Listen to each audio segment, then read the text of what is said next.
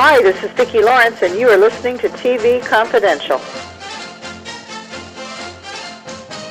Louise Sorrell will join us in our second hour. Be up to stay tuned for that. In the meantime, Tony mentioned that a lot of the physical comedy routines that Ken Berry choreographed on F Troop reminded Tony of the work of Buster Keaton. Ken Berry not only knew Buster Keaton, but apparently the legendary film actor had a major influence on his career as a performer. That is one of the things we talked about when Ken Berry joined us on TV Confidential in January 2018. As long as we're in an F Troop frame of mind, we thought we'd play some highlights of that conversation as part of our program this week as we pick up our conversation with Ken Berry. I understand that very, very early in your career, Leonard Nimoy, who I think was your Army sergeant, Leonard Nimoy played a major role early in your career. Yes, he did. He was a great help. I was in the Army with Lenny, and he was a sergeant at Fort McPherson in Georgia. I finally got into Special Services. I kept telling people that I was an entertainer. Yeah, and then they laughed too. And nobody would believe me. They thought I was lying. And so I was in the artillery for a year, and then I came out of the field one night. We were out on bivouac, and my face was dirty, and we were filthy because we traveled in convoys and stuff. And we were standing retreat at the end of the day, and the first sergeant was saying, "Oh, I was supposed to read this last week, but there's a talent contest on the main post tonight at 7 o'clock or something like that." Mm-hmm. And now it's maybe 6 o'clock, and the winner gets to go to New York for a week and do the Arlene Francis Soldier Parade show, which was the syndicated show in those days. Mm-hmm. And anyway, to go to New York to get out of the Army, but it was great. But I didn't have anything prepared, so I went in the barracks real fast. I grabbed my ukulele and my tap shoes. I had them with me, just in case. And I went down to the latrine, which was the only place I could tap dance. Mm-hmm. And I knocked out the cover and ran over. I ran over to the main post, and I entered the contest, and I won it. And I went to New York. And that's when Lenny and the people at Special Services in Atlanta got in touch with me and brought me down to Atlanta. And it was like being in show business, as far as the Army was concerned. It was great duty. We were on the road a lot. We were doing a lot of shows. We did some shows for civilians and some for the Officers Club. And we went and did colleges, presumably for recruiting. Mm-hmm.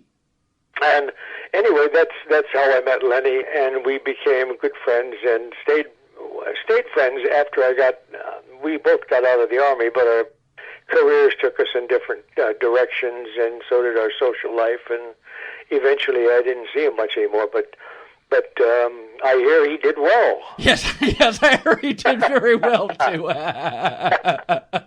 You mentioned you were working out your routine in the men's room, before you went on to do the Arlene Francis show. I understand that in many places the acoustics of a men's room are very good, so that's actually a very useful thing to have done.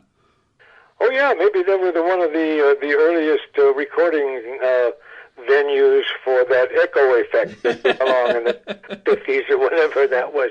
Now, of course, we talked about how Leonard Nimoy played a key role early in your career, and it led to one of your first film contracts, if I remember correctly. Not too long after your first major television appearance, you worked alongside with Abbott and Costello for a couple of years, and I would imagine, Ken, that had to be great experience for you watching them work, because you learned how to be a straight man and you learned how to be the funny guy watching them.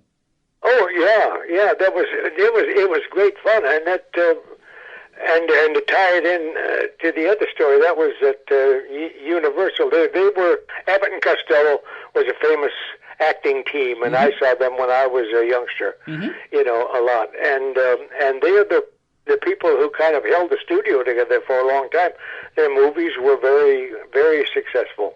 And when I was, going back to Leonard Nimoy, I had been one of the winners in the All-Army Talent Contest, was going to go on the Ed Sullivan Show as a result of that. They always used the winners from the All-Army Talent Contest. And Lenny said to me when we were both in the Army, he said, now you ought to be contacting the studios, calling the talent department. And I said, God, I don't know how to do any of that, And he said, well, I'll do it for you. And because he had done he had been in some films. He did a film called Kid Monk Roni or something like that. Yeah, and he did a lot of the old like Republic serials, like Zombies of the Stratosphere, and stuff for Columbia. So no, he was still learning his craft at the time, but he was taking care of one of his Army brethren, which is the sort of thing that they don't teach you, that kind of stuff in acting school, about you going out and talking to the studios and stuff like that. You got to learn that from a fellow actor. Yeah, well, he was a big help because he could talk to some of the people and he knew what to say. And I was so green, it was unbelievable.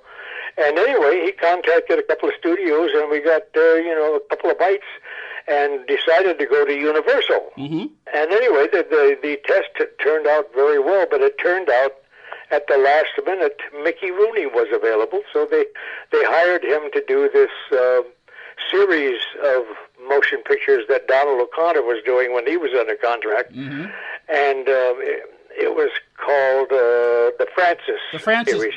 Francis the Talking Mule. Yeah. So anyway, now we're in Las Vegas, and now I got a job as a result of a contact that I made when I was in the Army. A guy who turned out to be a good friend of mine, Joby Baker. He got me an audition on the show that he'd already gotten. And so I went and auditioned, and I got that job. Went to Las Vegas, and I met some people there. There was a married couple in a singing group there, and the wife became a friend of mine and got me another job later on that led to another job that was even more important than that, and then to television work and stuff, and you never know where that's going to come from. And you never do know where that's going to come from, but that is the beauty of life. I mean, a lot of it's an old saying, a lot of it's timing, and half of timing is just showing up. But you never know. One opportunity leads to another, and that's how we're able to talk to Ken Berry. Ken Berry from a conversation that originally aired in January 2018, a few months before he passed away in December of that year. Stay with us, folks. We'll be right back. One more item. If you're starting a company, particularly one that is in an emerging market, you know that averting any sort of legal dispute is crucial to your business plan. Our friends at Tectonic Law offer an array of services that can help you avoid and preempt future litigation while also developing and protecting your intellectual property and intangible assets. Tectonic Law serves the needs of a host of emerging industries throughout California and beyond, including industrial designers, beverage makers, artists, farmers, retail stores, health practitioners, wellness experts, cosmetics manufacturers, nonprofit organizations, innovators in sustainable practices, and libraries. Go to tectoniclaw.com to learn more about how Tectonic Law can help your business thrive.